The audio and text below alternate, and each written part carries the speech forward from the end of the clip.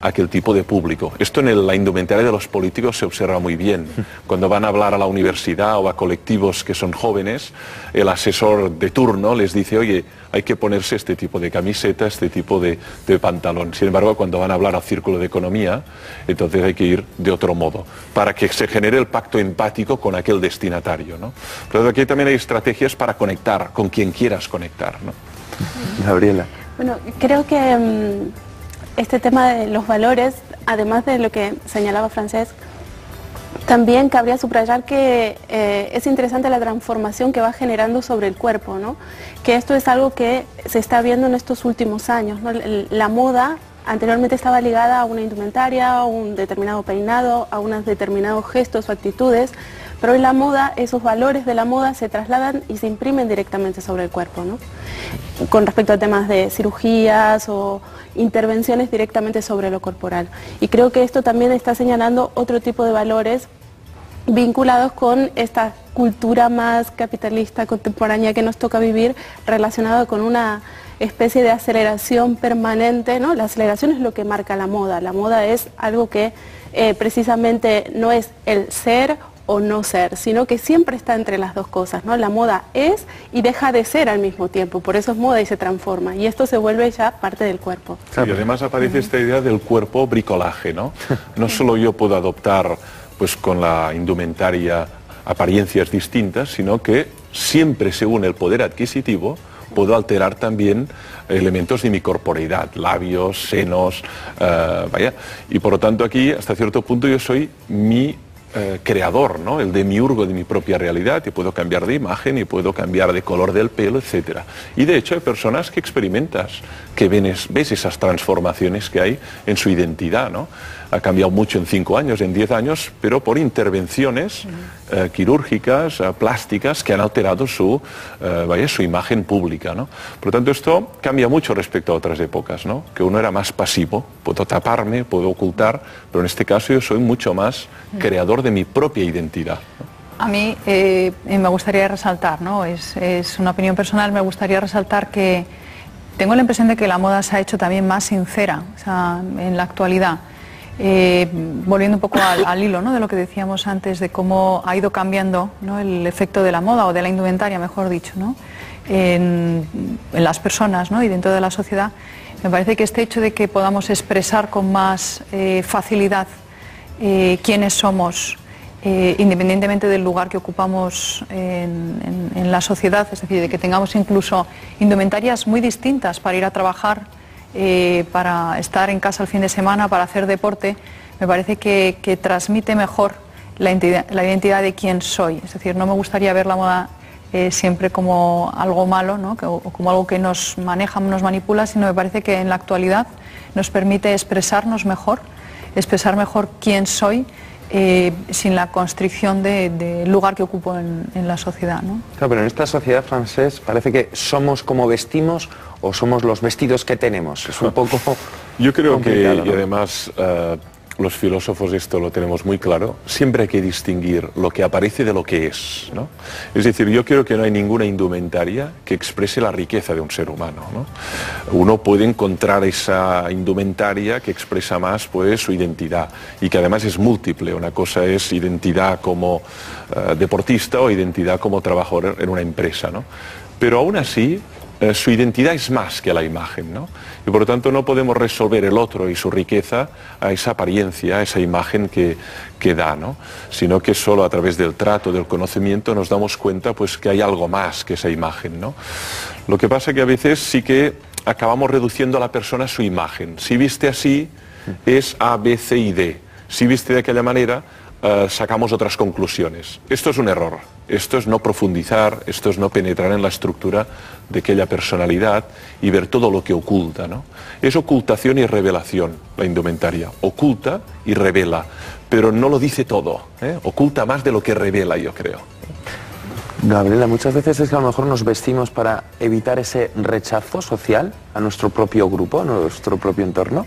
Hay un componente fuerte dentro de la indumentaria que tiene que ver con la identidad, ¿no? Entonces, el ser parte de, o al menos, como decía Francesc, el parecer que uno forma parte de este grupo, ¿no? Hace un momento señalaba aquel libro de Simmel, ¿no? Donde él habla sobre la moda, o la filosofía dedicada a pensar sobre la moda y sobre las variaciones. Y hay una cosa curiosa que se ve cuando se estudia la historia de la moda, y es que de pronto hasta Simmel la historia de la moda se había estudiado por sus contenidos, ¿no? Aquellas formas de peinado, formas de vestirse, formas de comportarse, etc. Y es a partir de Simmel, a principios de 1900, en 1923, cuando publica este libro, donde la moda se analiza por sus contenidos, ¿no? Y esos contenidos tienen que ver con esta estructura social y también con los valores de identidad, ¿no? Y estos valores de identidad que nos permiten pertenecer a un grupo o quedar fuera de un grupo, o intentar acercarnos a un modelo determinado, ¿no? Un modelo de clase social, o a de esto tiene que ver mucho con la palabra moda, ¿no? Moda, modelo. Están muy vinculados. Hay verdadera esclavitud. Es decir, una cosa es lo que dibujaba Paloma, ¿no? Una persona que decide, mira, y todas estas prendas, esta creo que representa más mi personalidad. Otra cosa es la esclavitud, y observas a veces pues adolescentes, jóvenes, incluso adultos que simplemente van al dictado, y que transgredir se paga muy caro, ¿no? O es una rara avis en esa clase, en ese ámbito laboral, ¿no? Y entonces dices, bueno, aquí entonces ya no es tanto una opción personal, sino más bien el miedo a no ser marginado, a no ser separado, a no ser criticado por esta opción que ha hecho esta persona de vestir de ese modo, ¿no? Y eso también se da y pesa mucho entre los adolescentes, ¿no? Que igual se pondrían otro tipo de ropa, pero dada la uniformidad de todo aquel grupo, acaban sometiéndose al patrón común, cuando ellos igual se sentirían más cómodos con otra prenda, con otro tipo de simbolismo. Entonces al responsable, ¿quién dicta la moda, Paloma? ¿Quién dicta la moda? Yo pienso que en gran medida lo dictan los que en comunicación llamamos los trendsetters, es decir, esas personas dentro de la sociedad que son más atrevidas, precisamente hablábamos de los que no se atreven a transgredir, más atrevidos a la hora de adoptar cosas nuevas. Es gente normalmente, diríamos, de una franja de edad joven, que viaja, que habitualmente tiene dinero y por eso tiene acceso pues, a canales de comunicación que habitualmente pues, quizá no son tan frecuentes, se mueve, está en distintos países, en entornos, podríamos decir, abiertos, modernos, restaurantes, bares de copas, lugares donde fluye y aparece lo nuevo. Esas personas lo llevan a sus países, ¿no? En gran medida a través de marcas de moda de lujo que compran, que adquieren y que precisamente están pagando esa parte de diseño transgresor. Y las siguientes capas, también con capas sociales, también con capacidad adquisitiva, con capacidad de acceder a las marcas, si no de un lujo tan alto, de un lujo quizá un poco más accesible, van emulando, imitando a las capas superiores, bueno, superiores en tanto en cuanto, no estoy hablando solamente de dinero, sino en tanto en cuanto tienen capacidad de moverse, de relacionarse, y así podríamos decir que en forma de cascada va llegando hasta el resto de la sociedad, ¿no?